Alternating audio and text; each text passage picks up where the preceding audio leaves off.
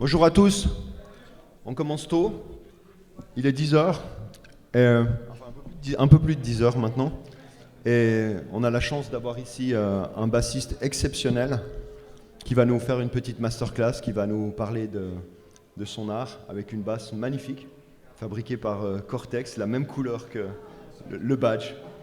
Voilà. Alex Lofoco. Oh, thank you very much, everyone. Thanks for coming in so early. I was about to run late myself because I had a late night here after the show yesterday. I reckon you enjoyed as much as I did. We went a bit crazy and, didn't sleep enough. So yeah, I think I'm really happy to be here. So I want to thank, Cortex, the brand the guitars I'm using, and the organization, Emmanuel, and so forth, for inviting me down because I feel a bit. I feel at home and really happy, but looks like I'm the only bassist among all guitarists here. So I feel like the spotlight is right on me, like, oh, who's this guy doing with one less string than ours? So, normally I use 4-string, 5, 6 has always been too fiddly. But, so I'll try to entertain you as much as I could. Please, as you get your coffee, I will need one soon, I believe.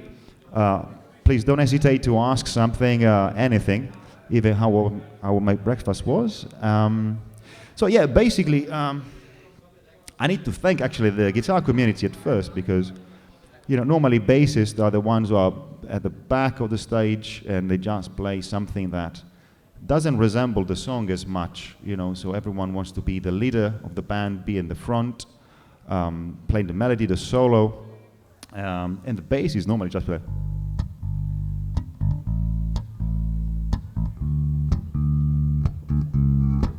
And say, oh wow, that's the bass line, isn't it? That's the song, I recognize it.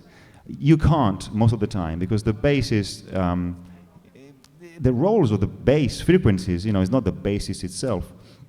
It is to underline the harmony, providing a solid foundation on top of which the whole band, stays on and the whole track works.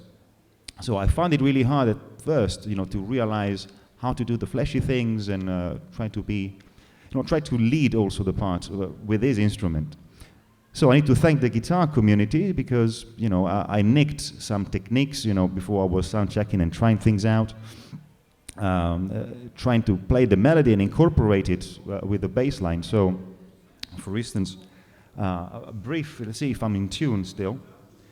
Normally the song goes. You know the song, yeah? That's the one. I say, yeah, but what song is it?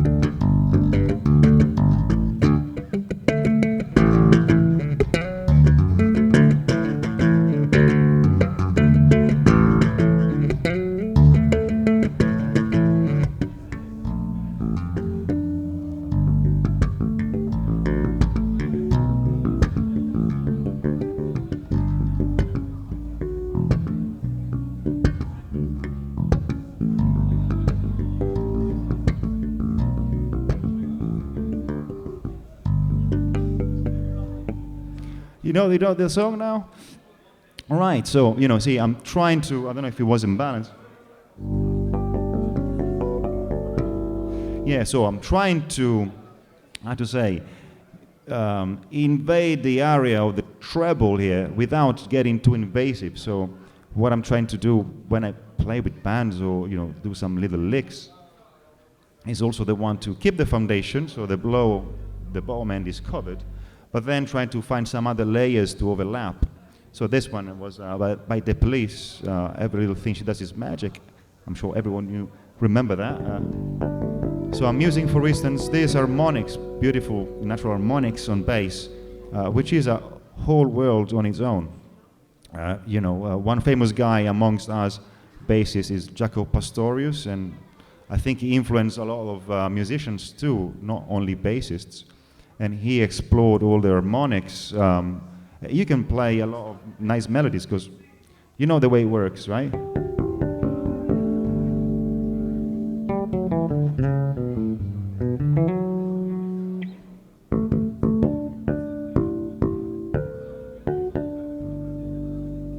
Or any kind of melody, even the C major scale, So you have it here on natural harmonics. Just the one.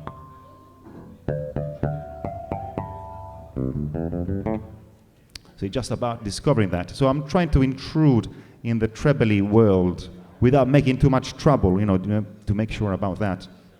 Or other melodies or ways to do things, to visualize things on the neck. Obviously, I have one less string, and if I go too low, it becomes too boomy. So we need to be very careful with that.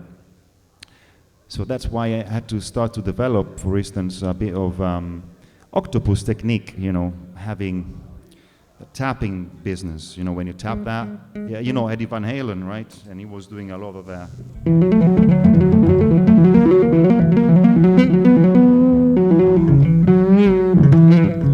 And the distortion, of course, which I don't know how many of you like on bass, but I found this pedal I'm making myself, kind of dynamic.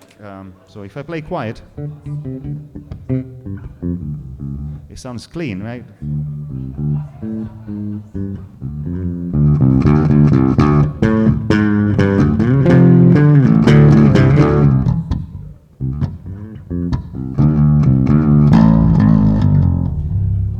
There's another riff from another famous guitarist, right?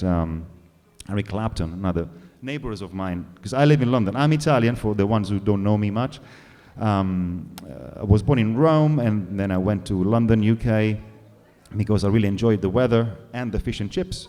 So I went there for studying at a uni, as in 2008, when I first moved there, in Italy, there were no universities for music, played music, performance programs. I found this one in London. I went there, did the audition, it went well. I managed to, understand and get understood. I liked the vibe, and I stayed for the last 14 years. And so that's also the Cockney accent, sometimes I come up with. So if some of you don't understand, please, I will try to repeat. I wish I could learn French, but it will take me another couple of months. So I was saying that the idea of putting lines together, in my case, as a bassist and doing this kind of solo performances, hope that they're not too boring, consists in overlapping. So don't forget the bass, what the role of the bass and the bass line is, and trying to put things on top. Normally, I've got a loop station here I will use shortly, but I'd like to combine things. Perhaps most of you, some of you might know, the fingerstyle guitar technique.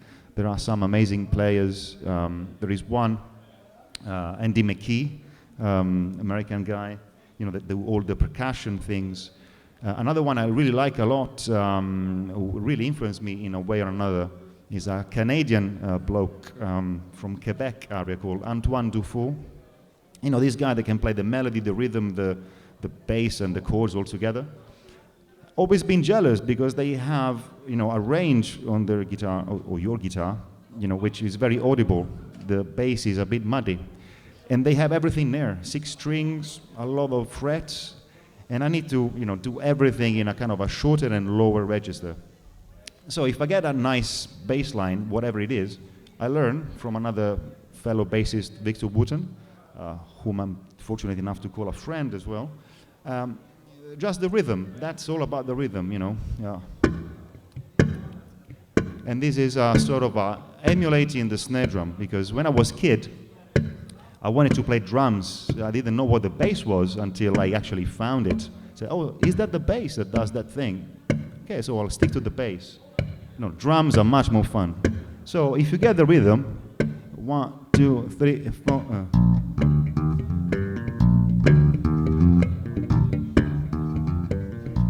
So I'm just basically playing a groove on the 2 and 4, which could be anything.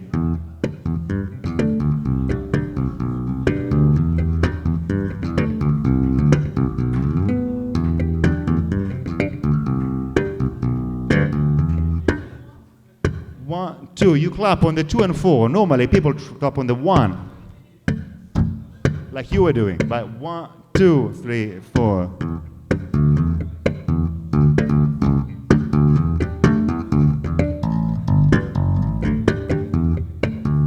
Yes.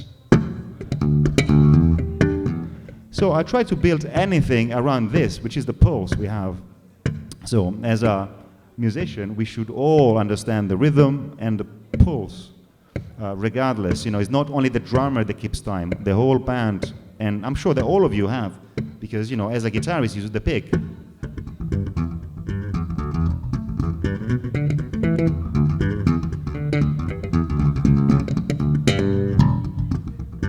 Another trick, using the thumb, because, you know, I've got a pick here, actually. It's a good Dutch company that makes it, but I'm not that used to the pick. So I'm keep my thumb straight and rigid, like many things should be in this world, and go down and up.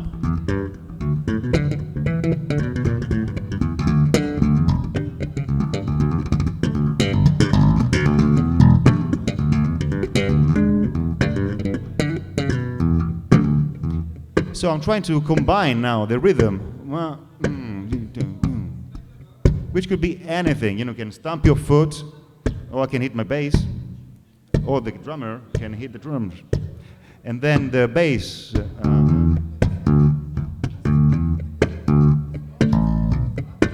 And then the ghost.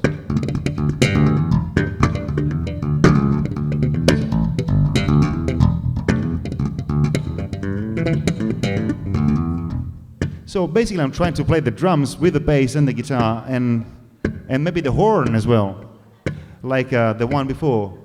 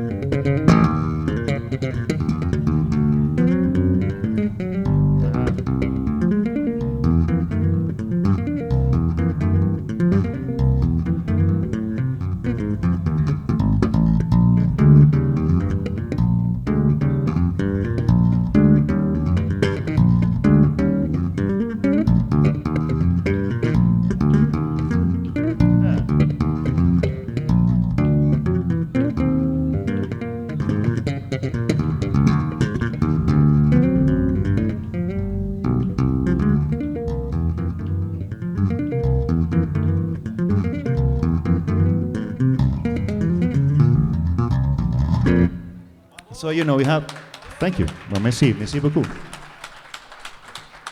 Thanks. I mean, that's the best I can do early in the morning. You know, musicians don't wake up before 12. I'm well ahead of schedule here, mate. So you see, I mean, this little thing is, well, the music, in my opinion, being a bassist, that sometimes some mean guitarist called, you know, a frustrated guitarist. I say, no, mate, I'm not frustrated. It's that you can't get as low as I can, but I can go as high as you got. Because I have a lot of, you know, devices I can use, you know, harmonics, and I can have the distortion pedal. And music is one thing, and the instrument you play music through doesn't really matter. You can make everything through a djembe, a bass, an upright, a trombone, a guitar, drums, or triangle even. And if some of you have traveled to South America, you can see some percussion players playing triangle in a way that say, what the hell? How can you make those many sounds with just that? You know, triangle, bling. No, you know, the music flows through all instruments. So I invite you to explore all the possibilities, you know, regardless, try to think a bit outside the box. Besides, in this time of crisis, you know, I can't afford to have a band to travel with, so I need to kind of be a one-man band by myself, you know, trying to play all the parts together and try to come up with something musical. So it's not about the chops, only the chops, which are important because technique is the first thing.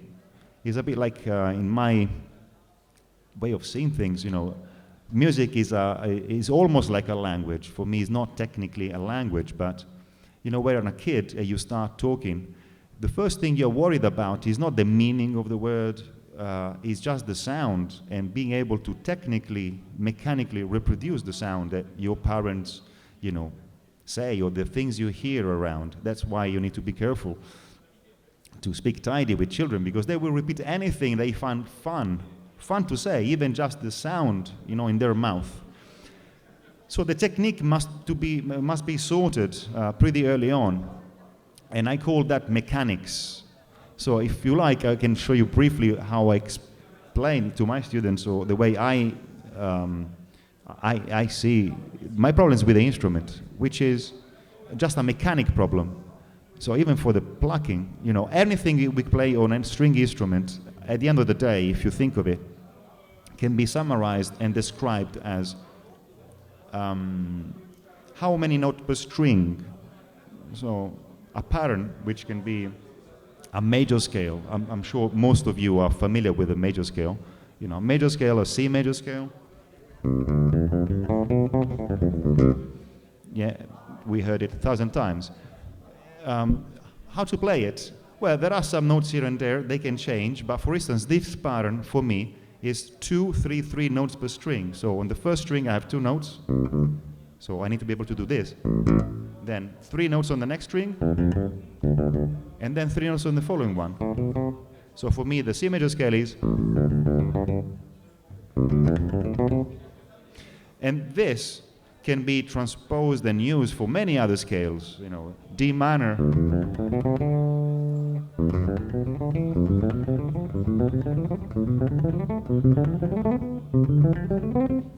you know, all the scales, most of the major scales, which I'm sure you know exactly well.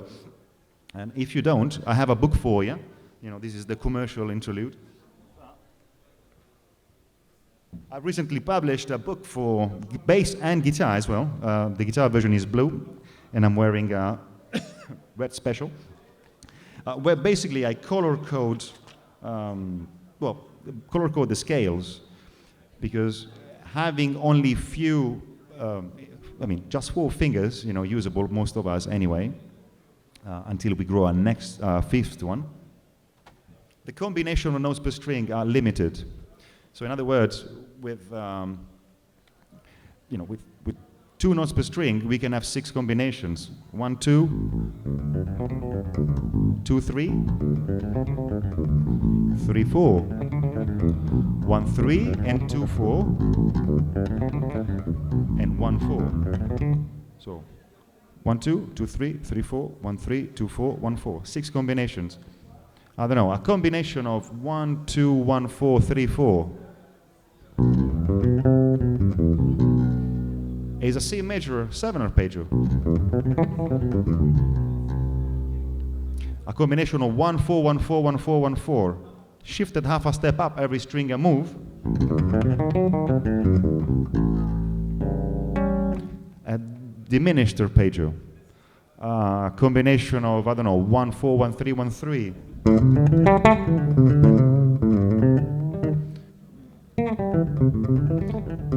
A pentatonic scale. So everything that we play is actually a combination of notes per string, and fingering wise too. So pick in hand, fretting hand, pick in hand. How many notes per string? 1, 2, 3, and 4.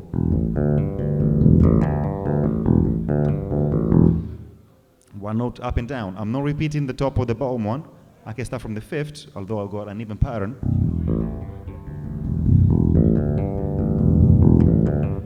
Two notes per string.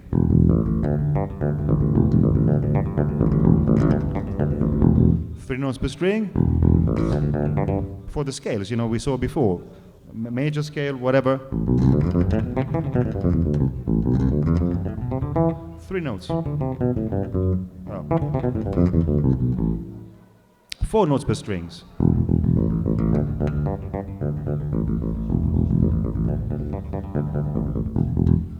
Everything else is a combination of 3 notes plus 4 is 7, 4 notes is 8. So as many notes as you have to play for every string, you can combine it. If you can do 1, 2, 3, or 4 notes per string and then do all the combinations.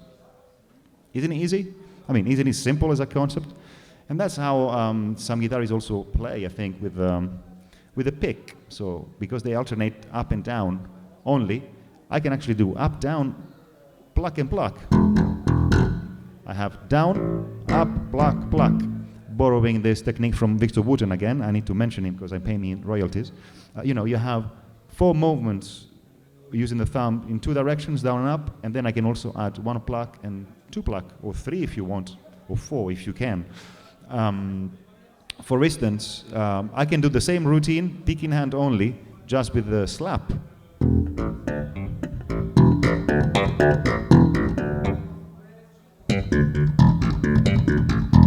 One note per string, 2. So I can turn a pentatonic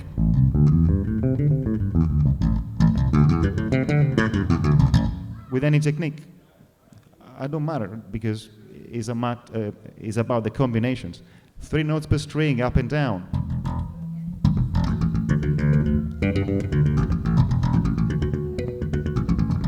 You see, it's harder to do it with the open strings, just the mechanic, because when I have a purpose to play this combination like a scale,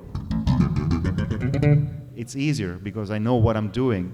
So practicing pure technique, it's boring, and I normally do it, when I see the news on the telly, I just stay there and do these pointless routines just to get used to the mechanics and know where the hand has to go to hit that specific string the times I want them. So 3 notes and then 4.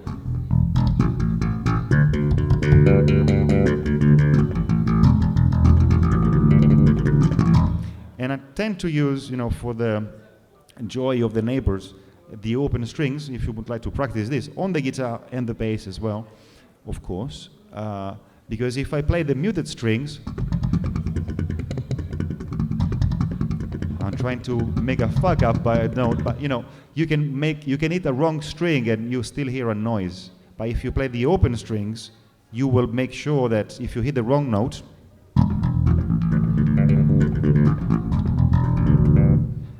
you will hear it if there is a mistake. I was pushing it now, but you know what I mean? So everything else can be done like before. Major scale, or some of the heptatonic scales, as they call, because go 7-note scale. You can divide them 2, 3, 3, like the major scale before. So the second mode, Dorian, you all know the Dorian, of course. With the Dorian, how many of you know what a Dorian mode is? Just random question. You do? It is the one from Miles Davis, pretty much. That sort of sound, minor with a major sixth.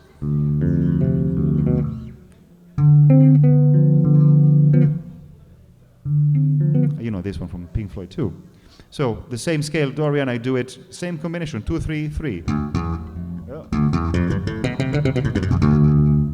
And the funny, interesting thing is that my picking hand doesn't really care if I'm playing C major, D minor, whatever, because it's still doing 2, 3, 3.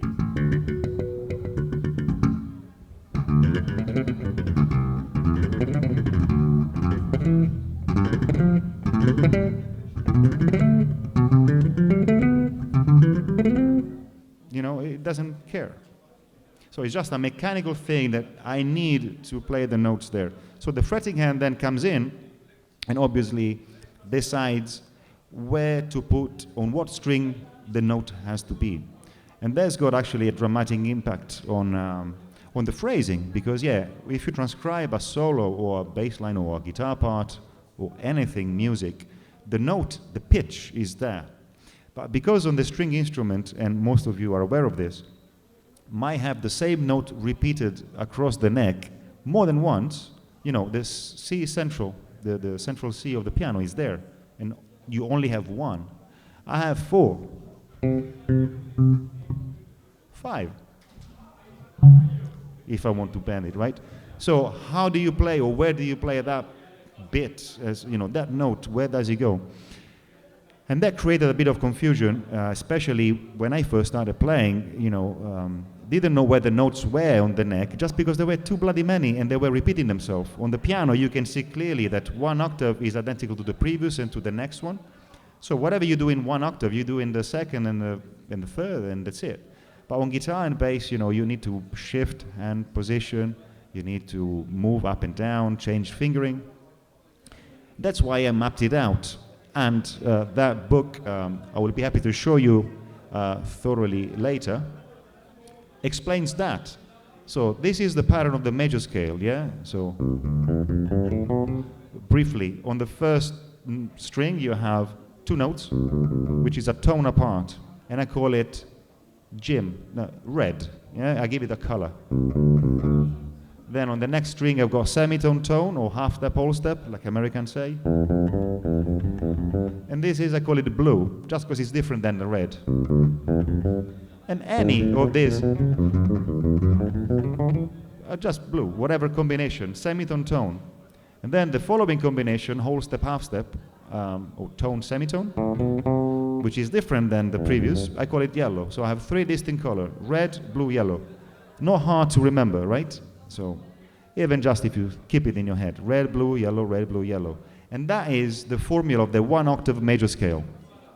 Hence, I can take, like in the piano, whatever happens in 1 octave, I bring it up. And I have the same pattern. Like, how many of you play piano? I did start playing piano when I was a kid, and C, D, Do, Re, Mi, Fa, yeah, with the thumb, you turn and that's the fingering for the whole keyboard. The bass works the same, and guitar too. So red, blue, yellow was.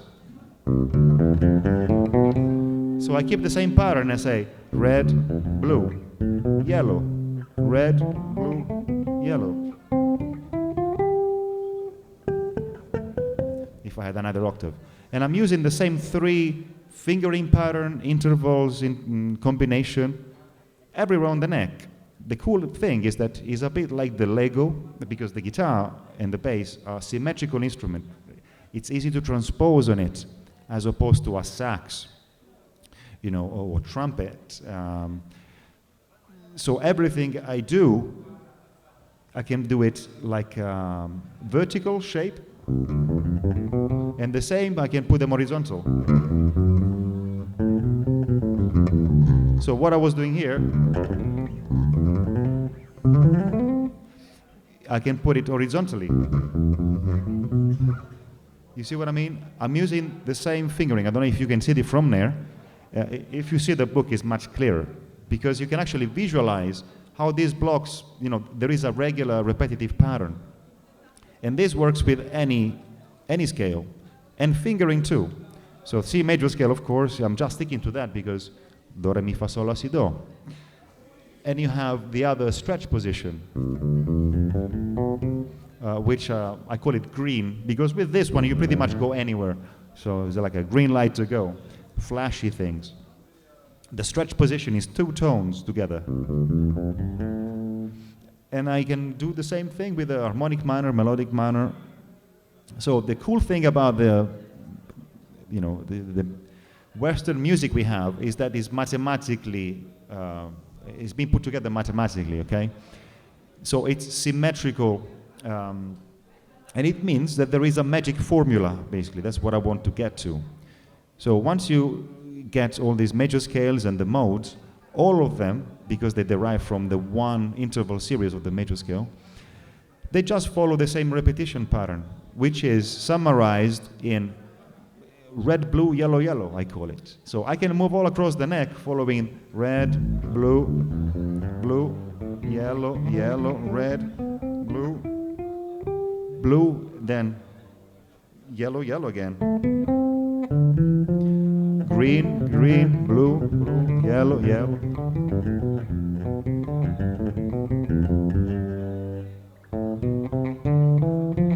Red, blue, blue, red, red, blue, blue, yellow, yellow. I can move all across and I'm playing all the same notes because they're just instanced that way. So this system I came up with about 10 years ago, 12 years ago now, is just an aid to visualize how simpler things could be using the most efficient fingering position, because sometimes you go up on the neck, you are improvising something, you move up, and then you don't know how to go back because you made an effort to go up without visualizing the whole pattern. Another guy coming from your world really influenced me a lot, and somehow, he kind of inspired me, but I kind of understood better once I did this book, is Alan Holdsworth, who suddenly passed away 3 years ago now, I think. And actually, by the way, I just released an album. I collaborated on one tribute album to Alan Holdsworth, put together a bunch of great musicians, friends of Alan and fans of Alan's music, amongst which Mike Stern, Bob Franceschini, Jason Rebello on piano, Joel Taylor, the drummer who played also with Alan. And we did a tribute album to support a fund to create a music festival and hopefully a prize, like an Alan Holdsworth prize. Anyway, Alan Holdsworth, he could, as many of you have seen his educational video,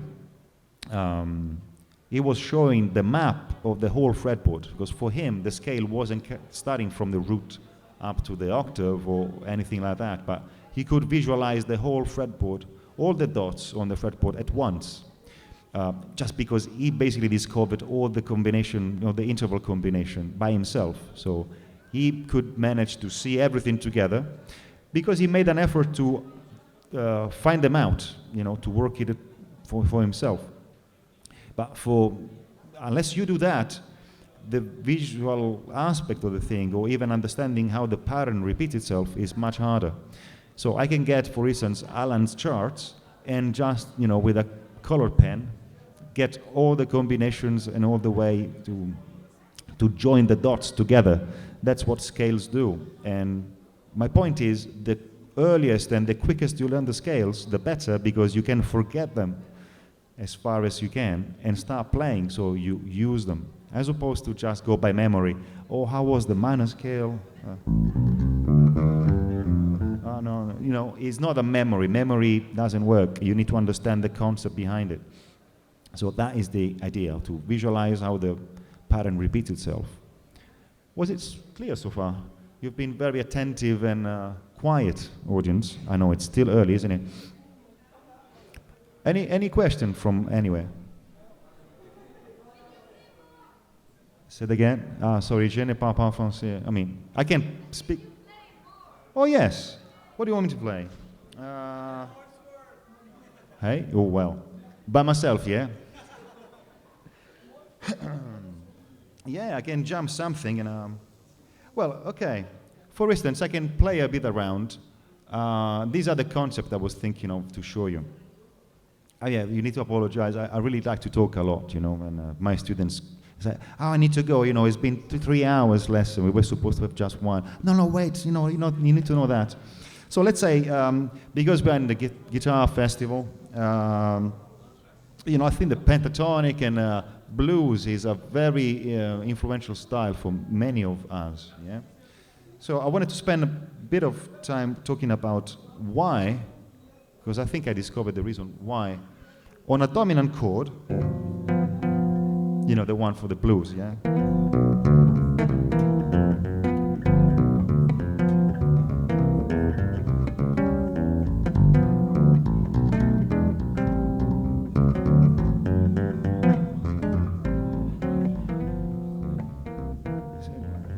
Crisis, I need to play the part of the piano, the bass.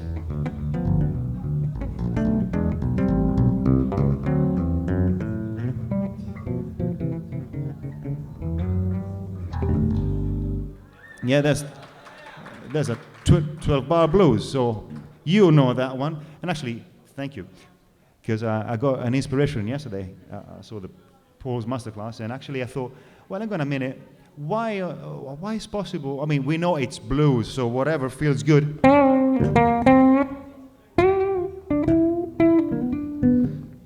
Bendings and blue notes, but why on the dominant chord, dominant 7th chord, you can play pretty much any note. The chromatic scale and all that. because I'm a bit anal and I think I don't really get things very well. I want to investigate and dig and try to find a rational way. I think I found it. So let's say we have a G7, just like that, yeah? Chord. Well, G7 is a major chord with a minor seventh, which is this.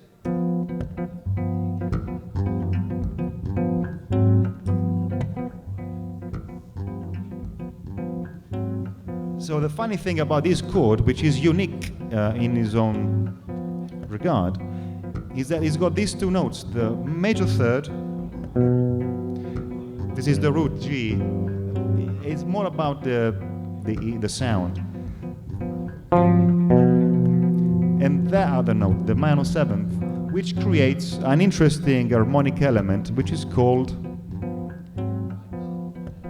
tritone, very good. Tritono, tritone, which is nothing to do with Neptune or marine things. Yeah, the tritone means 3 tones. In other words, this note, in the Middle Ages they were calling it the devil's note or something because it's very sinister. Strong tension. This note is 3 tones away from that.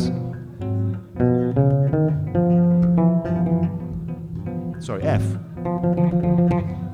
1, 2, 3 tone. And is again a very symmetrical thing. Why it's symmetrical? Because we got 12 notes, 12 semitones in our Western music tuning system called equal temperament. So 12 semitones is equal 6 tones, right? So 1 octave is 6 tones. And 3 tones is half an octave. So this note is half an octave away. So if I get the B, which is the third of G, this is the octave. Halfway through, look what I find. Our tritone. Yeah? So far it's just normal, yeah, fair enough. But what happens? Because our ear, our brain, is a very mathematical organ, understands well regular patterns. Because I'm cutting the octave in half by this tritone, I can actually think and visualize this octave, cut it in half, and also cut it in 4. And I'm back to where I started. So if this is half, this is 1/4, 2/4, half of it. So I basically have this minor third interval, which is the minor, the diminished arpeggio. If I play all minor thirds apart, yeah.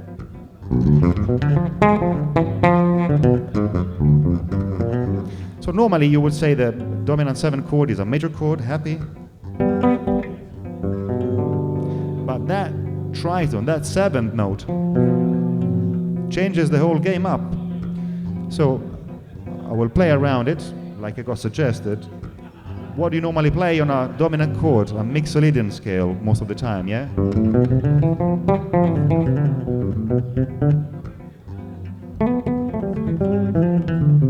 Which means I'm moving diatonically, I'm just following the notes of the scale. But then you have the blues guitar player who plays the minor pentatonic, a minor scale on a major chord. And it works. But why does it work? Because this tritone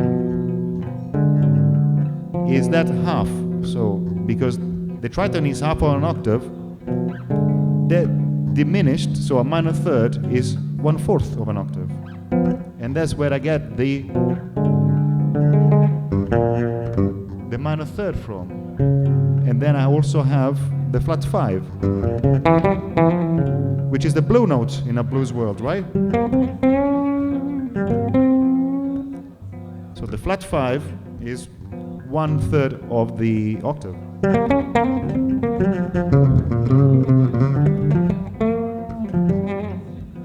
can play on the dominant chord, the major pentatonic,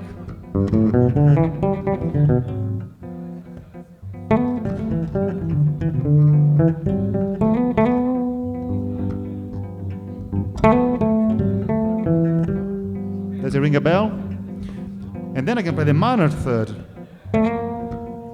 And there you go, the Jimi Hendrix major third and minor third in the same chord. Is a kind of a clash, but it works because our brain, that's my theory, processes all this symmetrical proportion of the octave. So it kind of works, makes sense. You have minor, major pentatonic, minor. And then you can put them together. So I'm using the, I will be happy to give lessons later, free lessons of course, but I'll just make it sound first and then I'll tell you what they are. But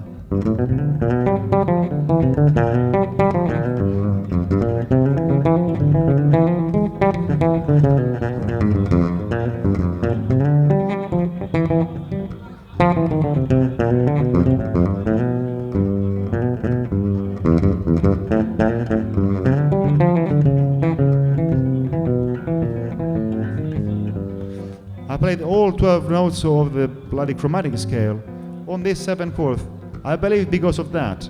So you basically have the minor third of the minor pentatonic, the major third of the major pentatonic, the 4th of the minor pentatonic, the sharp 4, which is the blue note of minor pentatonic, the 5th. The 5th is good for everyone. It's perfect 5th. Hallelujah.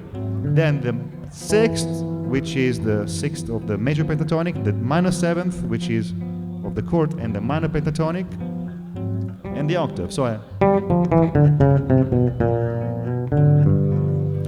I would have root, 2nd, minor, major 3rd, 4th, sharp 4, 5, 6, 7, sensible 8.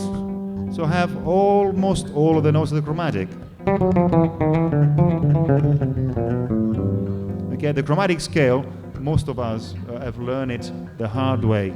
1 finger per fret. On the bass, guys, try on the bass, on the guitar, oh yeah. That's the way I first learned it, 1 finger per fret, stretch it widely on first position. It's not easy for most of us guys too. But another position I liked, because you can do this.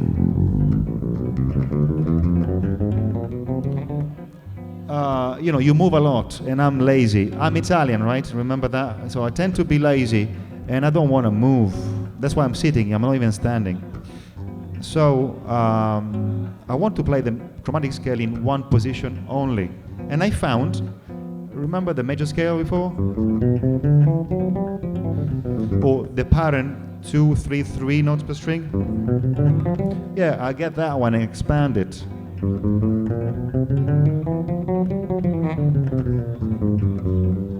So I basically I retain my lazy, solid vertical position.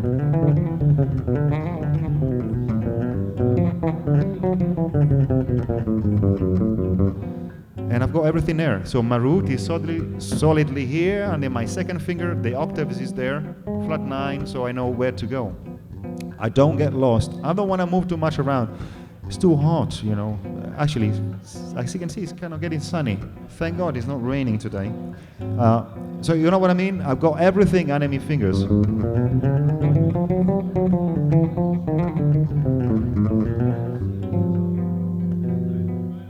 So I use root, 2nd, minor, major 3rd, 4. Almost all of them. The Charlie Parker, the bebop jazz, which recently they're very trendy.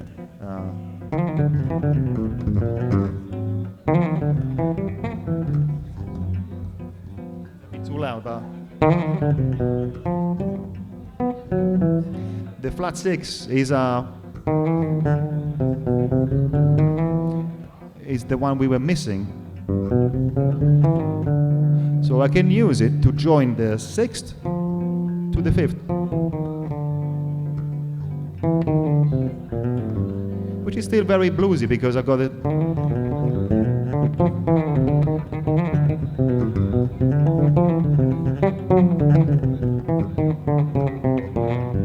And I always end up home because I know that the dominant chord is 1, 3, 5, 7. So as long as I target those notes, I'm pretty happy with that. Yeah.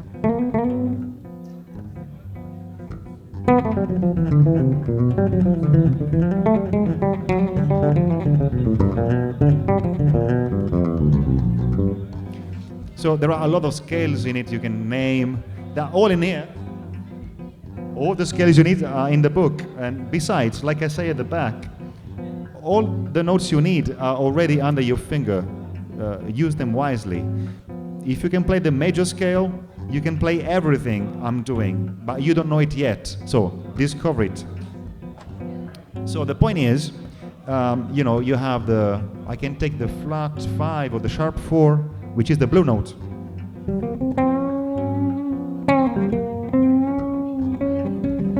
Which is another tritone.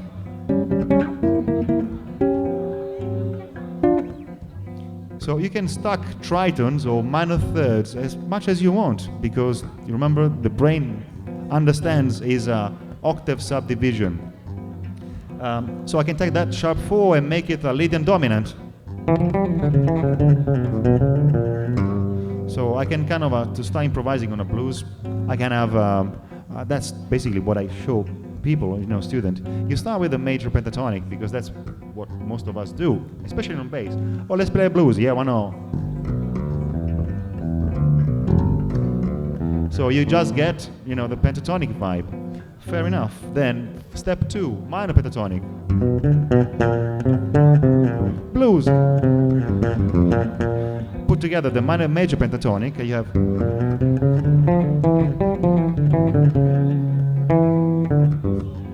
So you start filling up notes, and you can basically, the idea is to reduce. So you have the 12 notes of the chromatic scale, and you just take out some notes that you don't need, and you come up with Mixolydian scale, Lydian dominant, Mixolydian flat 6. This one is interesting because it pushes a little bit. The Phrygian dominant has got the flat 9, which sounds like.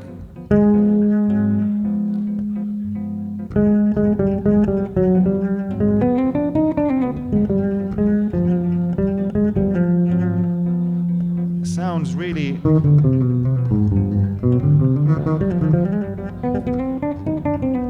A bit exotic. It doesn't really matter because the chord is telling me, well, guy, you need to play the root, the major third, and minor 7th. All the notes you put in between is up to you. As long as you match, mix and match kind of game. I always do it at Tesco, but I always end up, not happy with the result.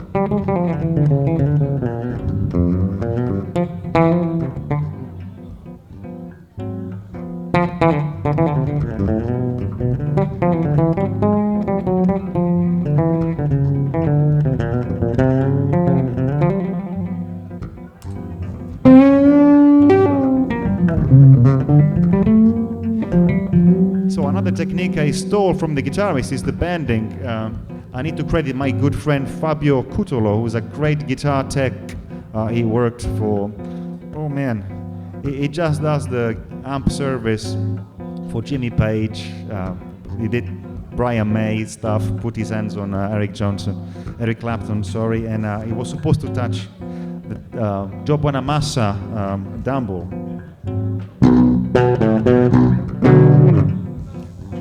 So he said, why don't you play with the bending, man? Because he's Italian, he's a good friend of mine from Italy, lives in London. The bendings on the bass, forget it. But then, after a lot of crying,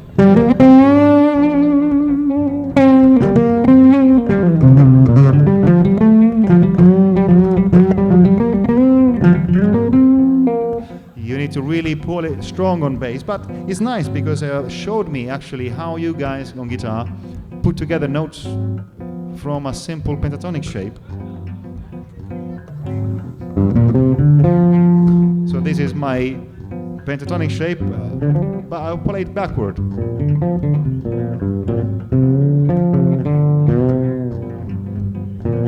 So I just take a note and raise it up a tone, if you can, or a semitone.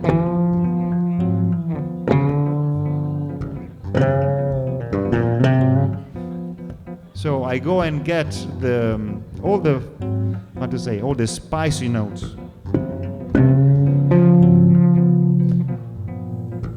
And I basically mix and match all the notes of the chromatic scale. So once I get a bit used to it, because the problem is, important message for you boys and girls, is not about how you can move your fingers, it's about how you can imagine the sound. If you can imagine a sound, then it works.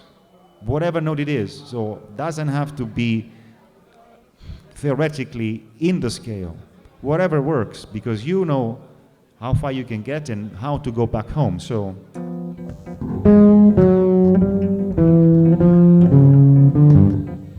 I'm just going almost random. You know, Victor Wooden used to do this kind of game, and I'm starting to get it, and I wish you to get it too, because it's a lot of fun. You start from one note.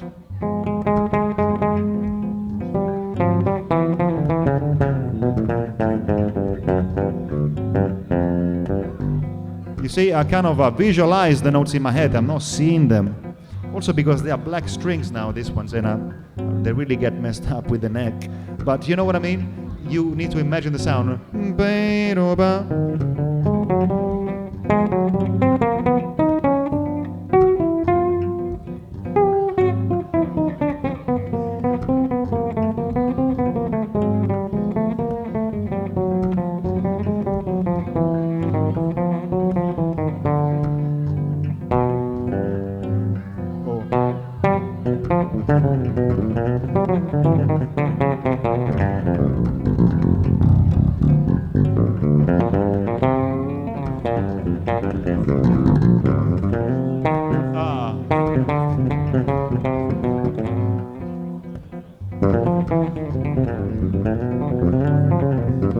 I did a mistake earlier, you know this, because I wasn't expecting that.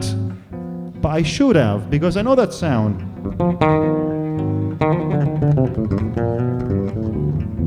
So it's more about how you get familiar with the colors, you know. It's a bit like painting, you know what I mean?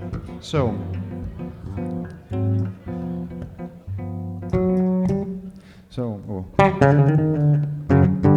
we are getting towards the end of the show here, guys. So if you have some, thank you for listening, because as I said, I like to talk a lot.